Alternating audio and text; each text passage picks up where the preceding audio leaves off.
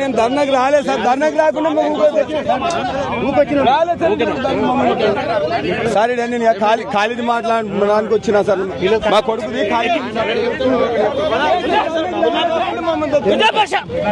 Sir రాలేదు sir. రాలేదు sir. ధర్నాకి రాలేదు సార్.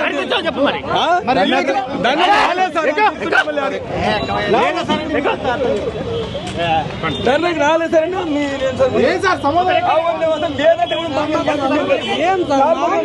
ధర్నాకి రాలేదు సార్. మేము ధర్నాకి రాలేదంటే పంపిస్తలేదు సార్ మీరు.